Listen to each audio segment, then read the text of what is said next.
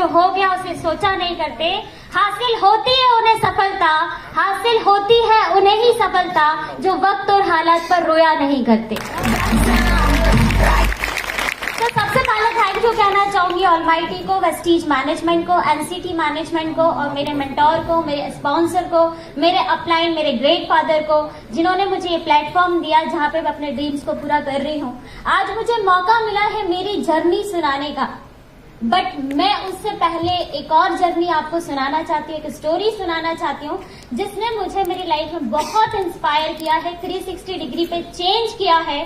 तो क्या आप स्टोरी सुनने के लिए तैयार हैं? यस और नो? तो स्टोरी जो है बहुत ज्यादा इम्पोर्टेंट है मेरे लिए, बिकॉज आज जो कुछ भी मैं हूँ वो उस स्टोरी की वजह से हूँ। सो ये जो स्टोरी है वो एक गर्ल की है। ये जो स्टोरी मैं आज आपसे शेयर करूंगी वो एक ऐसी लड़की की है जिसके लिए उसके पेरेंट्स काफी सालों से वेट कर रहे थे कि उनके घर में एक नई मेहमान आए। सालों गुजर गए और 7वां साल आया जब उनके घर में गर्ल चाइल्ड आई।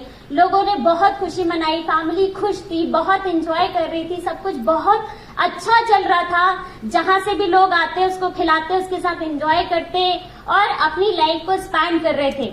वक्त गुजरता जा रहा था, बहुत अच्छा लग रहा था, फैमिली एंजॉय कर रही थी। धीरे धीरे टाइम निकल रहा था और लगभग 1.5 साल हो गए, पता ही नहीं चला कि वो बेबी 1.5 साल की कैसे हो गई। बट सडन एक मूवमेंट आया, अचानक उसकी तबीयत खराब हुई और उसे तुरंत हॉस्पिटल लेकर गए। उसको हॉस्पिटलाइज किया गया और वहां पे डॉक्टर्स ने कहा कि सॉरी, बहुत मुश्किल है इसको बचाना।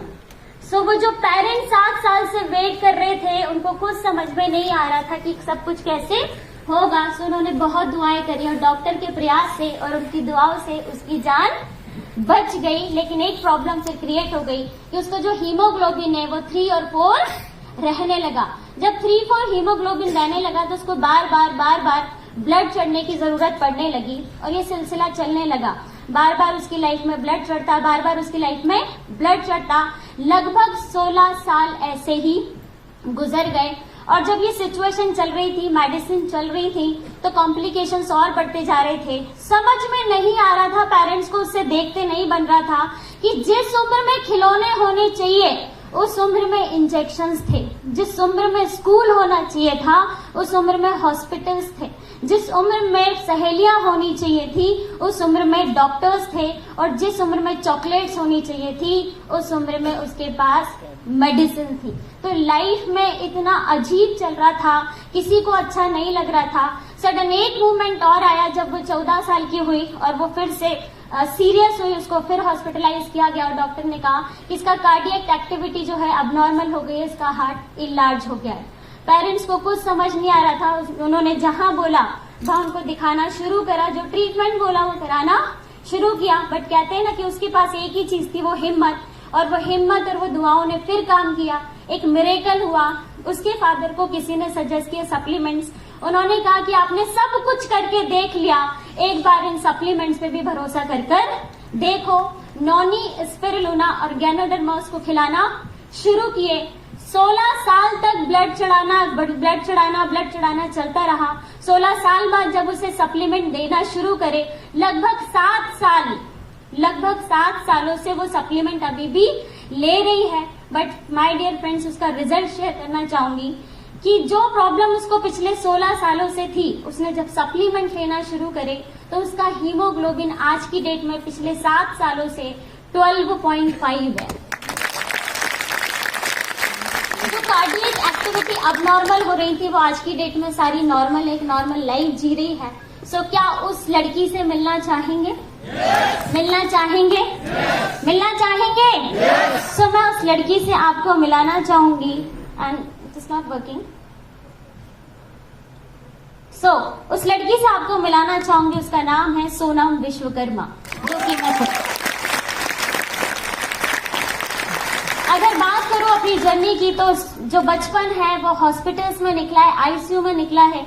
सो लाइफ में सिर्फ एक ही चीज थी कि हिम्मत। अगर ऊपर वाले ने मुझे बचाया है तो कुछ सोच समझ के बचाया था, ड्रीम्स पूरे करने के लिए बचाया था।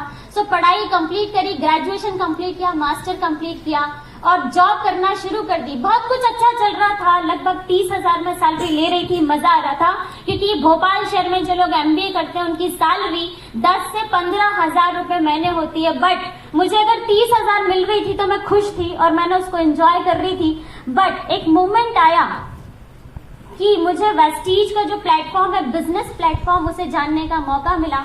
मैंने ये सोच के ज्वाइन कर लिया कि 30,000 तो मिल ही रहे, अगर कुछ एक्स्ट्रा भी आ जाता है तो कोई बुरा नहीं है, क्योंकि जाना तो कुछ भी नहीं है। इस सोच के साथ वेस्टीज को मैंने स्टार्ट किया और 1 घंटा रोज वेस्टीज को कमिटमेंट के साथ देना स्टार्ट किया आफ्टर जॉब। और जब ये सिलसिला शुरू हुआ, फर्स्ट मंथ मेरा कोई पे आउट नहीं आया, क्योंकि बिजनेस कुछ भी समझ में नहीं आ रहा था। काम करती गई, क्योंकि कमिटमेंट किया था 1 घंटे रोज दूंगी, सो कमिटमेंट किया था, कंटिन्यू काम करती रही। और सेकंड मंथ आया, सेकंड मंथ का जो मेरा चेक था वो था 253 रुपीज का। जब 253 रुपीज आए तो मेरे साथ वालों ने बोला कि ये 253 का क्या करेगी। मैंने कहा कम से कम वेस्टीज ने मूवी देखने के तो पैसे दे दिए ना। मैंने कहा अभी मुझे दिए सिर्फ, लेकिन अगले महीने से तुम सबको दिखाने के लिए भी देगी। जो थर्ड मंथ का चेक आया वो लगभग 1336 रुपए का था। फिफ्थ मंथ मैंने सिल्वर क्वालिफाई किया। उस समय मेरा जो चेक था 14,251 था, जिसको मैंने बहुत एंजॉय किया। एक चीज समझ में आई कि 2 साल जॉब को दिए, कभी फॉरेन का सोचा नहीं, 5 महीने वेस्टीज को दिए, विदेश जाने के रास्ते खुल गए। बहुत अच्छा लग रहा था, कमिटमेंट और पक्का हो गया। और कंटिन्यू किया वेस्टीज को। 7वें महीने मैंने गोल्ड डायरेक्टर का लेवल लिया और जिस मैंने गोल्ड किया उसका पे आउट जब बना तो वो पे आउट था 23,421। जब 23,421 का पे आउट आया तो मेरा दिमाग घूम गया। रीजन कि 8 घंटे जॉब को दे रही हूँ, कमाती हूँ 30,000, 1 घंटे वेस्टीज को दे रही हूँ, अर्निंग है 23,000। सोनम क्या कर रही है, क्या करना है लाइफ में। एक रात भर नींद नहीं आई, रात को डिसीजन लिया और बॉस के पास सुबह ही गई, सर मैं आपको 30 साल देने के लिए तैयार हूँ। कितने? 30 साल देने के लिए तैयार हूँ, पर एक सवाल है सर मेरा कि मेरी ये जो 30,000 की सैलरी है इसमें पीछे एक 0, कौन सी डेट को आप बढ़ा देंगे वो डेट मुझे बता दीजिए। क्या वो डेट मिली होगी मुझे? क्योंकि जो 30 साल से कर रहे हैं उनकी सैलरी में एक 0 नहीं बढ़ा, तो मैं ऐसा क्या कर लेती कि मेरे में बढ़ जाता। बिकॉज जॉब तो जॉब होती है। मुझे उस दिन पर्सनली ये चीज समझ में आई और मैंने रेजिग्नेशन दिया, वेस्टीज को फुल टाइम किया। 10वें महीने में स्टार क्वालिफाई किया, 13वें महीने में कारफन क्वालिफाई किया, 14वें महीने में डायमंड क्वालिफाई किया। दोस्तों बहुत मजा आ रहा था क्योंकि रोज नए नए लोगों से मिल रहे थे। अब जिंदगी में कोई बॉस नहीं था, कोई सुनाने वाले कलीग्स नहीं थे, कुछ भी नहीं था, लेकिन मजा आ रहा था बिजनेस करने में, वेस्टीज को रन करने में। बट अनफॉर्चुनेटली जब 14 महीने हुए, मैं मीटिंग करने जा रही थी और सडन मीटिंग करने पहुंचने वाली थी और रास्ते में मेरा एक्सीडेंट हो गया। जब एक्सीडेंट हुआ मुझे एडमिट कराया गया, मुझे पता चला कि मेरे राइट लेग की दोनों बोन फ्रैक्चर हो गई हैं और मेरी सर्जरी प्लान कर दी गई। और सर्जरी प्लान करने के बाद लगभग 6 से 8 महीने में वापस से बेड पर आ गई। दोस्तों उस टाइम बुरा नहीं लगा जब मैं गिरी और मैं टूटी, बुरा तो उस टाइम लगा जब मेरे ही फ्रेंड्स मुझे देखने आए तो वो दुख कम करने नहीं आए थे। उन्होंने आते से मुझसे एक सेंटेंस बोला, तुझे तो हम पहले से ही समझा रहे थे, वो स्कूटी लेके बस तू जब लगी रहती है प्लान करना है, तेरे पैर तो स्कूटी तक पहुंचते नहीं है, तुझे स्कूटी चलाना आती नहीं है और तुझे प्लान करने की पड़ी रहती है। ऐसा तेरा क्या बिजनेस है, छोड़ इसको। पर तुझे समझ में नहीं आ रहा था, अब तोड़ ली ना टांग, अब तो समझ में आ गया होगा। उस मोमेंट पे इतना हर्ट हुआ, एक ही चीज समझ में आई कि सोनम क्या कर रही है। लेकिन फिर वापस से दिमाग में एक बात और आई कि अगर वेस्टीज को छोड़ दिया तो ड्रीम्स एक साइड हो जाएंगे, जिंदगी नॉर्मल हो जाएगी। लेकिन अगर इस डिसीजन को मैं आगे बढ़ाती हूँ तो सारे ड्रीम्स कंप्लीट हो जाएंगे। अगर प्रूव करना है तो जवाब देना पड़ेगा। उस दिन डिसीजन लिया कि अब सोनम जब जिस दिन बेड से उठेगी तो वेस्टीज की कार फंड से अपनी कार फंड से कार परचेज करेगी। बता तो बहुत अच्छा लगता है कि जब मैं बेड से उठी जब मैं बेड से उठी तो मैंने अपनी टॉप मॉडल टाटा नेक्सॉन लगभग 13 लाख की कार परचेज की। सब कुछ बहुत अच्छा चल रहा था। जब वो चेक 253 का आया, सेकेंड मंथ 1336 का आया, उसके बाद जब अभी मैं उस फ्रेंड के पास गई इस कार को लेके, जिस फ्रेंड ने मुझे वो बातें करी थी, आज की डेट में वो मेरे साथ ज्वाइन है। और उसके आने के बाद जब मैंने उसे चेक बताया 1 लाख का, तो वो भी बहुत खुश थी और अब बोलती नहीं, दोनों मिलकर साथ में करते हैं। तो एक चीज समझ में आई कि शुरू में लोग तो आपको कुछ भी कहेंगे, अगर ड्रीम आपके हैं तो पूरा किसको करना पड़ेगा।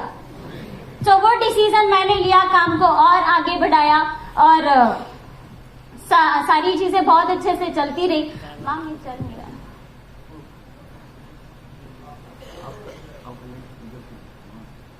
ओके, सो सारी चीजें बहुत अच्छे से चलती रही, लेकिन फिर भी बहुत दिक्कतें आ रही थी। जब काम कर रही थी तो लोग कहते थे कि तुम फीमेल हो, तुमको ये काम सूट नहीं करता, तुमको घर देखना चाहिए, तुम्हारे लिए ऐसा नहीं वैसा नहीं। बट बताते हो बहुत अच्छी लगती है कि ये कार मेरे लिए बड़ी बात नहीं है, कार कोई भी ले सकता, पर मेरे लिए बड़ी बात यह है कि पूरे इंटायर खानदान में मैं पहली ऐसी लड़की हूं जिसने 13 लाख की कार परचेज की है। तो बहुत सारी फीमेल्स यहाँ पर बैठी हैं जिनको जब वो काम करती होंगी तो बहुत सारी बातें आती होंगी। सो उन लोगों को मैं कहना चाहूंगी कि जब कभी भी आपकी लाइफ में ऐसे मूवमेंट्स आए कि जब आपको लोग मना करें, आपसे लोग गलत बोले, आपको अपने आप में लगे कि नहीं मैं क्या कर रही हूँ, तो कुछ लाइन्स हैं जिनको मैं बार बार सुनती हूँ, जो मुझे हरदम इंस्पायर करती हैं। अगर आप भी सुनेंगे तो वो आपको भी इंस्पायर करेंगी। सो वो लाइन्स है कि मुझे वेस्टीज क्यों करना चाहिए। सो मैं कहती हूँ I want to be Vestigian because अपने अंदर के पैशन को बाहर निकालना है और शादी के बाद सिर्फ घर नहीं संभालना है। I want to be Vestigian because ये एक सोच है जो मेरे दिल को छुई है। अगर गूगल के CEO सुंदर पिचई हैं तो पापसिको की इंदिरा नूई है। I want to be Vestigian because मैं रिस्क लेने से नहीं डरती और मैं अपने पैशन को हर रोज फॉलो करती हूँ। I want to be Vestigian because अब दिन भर कुछ प्रोडक्टिव करे बगैर नहीं रहा जाता। सिर्फ खाना बनाना और घर की साफ सफाई को घर चलाना नहीं कहा जाता। I want to be Vestigian because इस पागलपन और जुनून को मैंने अपनी नसों में भर लिया है। कुछ अलग करना है मुझे, मैंने सिस्टम को चैलेंज कर दिया है। I want to be Vespigian because I don't want to stand behind every successful man. I also be wanted to be successful because मेरे भी कुछ बड़े हैं plans.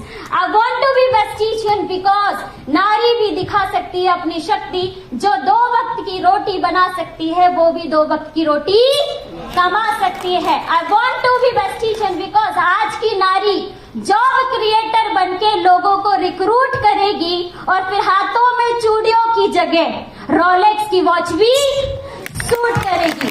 I want to be Vestigian because हम अपने एक्शन से दुनिया को सरप्राइज करेंगे। माय डियर फीमेल्स, हम अपने एक्शन से दुनिया को सरप्राइज करेंगे बिकॉज ये हमारा दौर है और हम मिलकर राइज करेंगे। क्या तैयार है? तैयार है? तैयार है? तो वेस्टीज एक प्लेटफॉर्म है, विन एक प्लेटफॉर्म है, वॉरियर एक प्लेटफॉर्म है जो मौका देता है ऐसी सारी फीमेल्स को, ऐसे सारे यूथ को जो आप आगे बढ़ने से रोक नहीं सकता। बट एक चीज लास्ट में कहना चाहूंगी कि यहाँ पे बहुत सारे यूथ बैठे हैं, बहुत सारी छोटी छोटी फीमेल्स बैठी है जो अभी एजुकेशन ले रही हैं।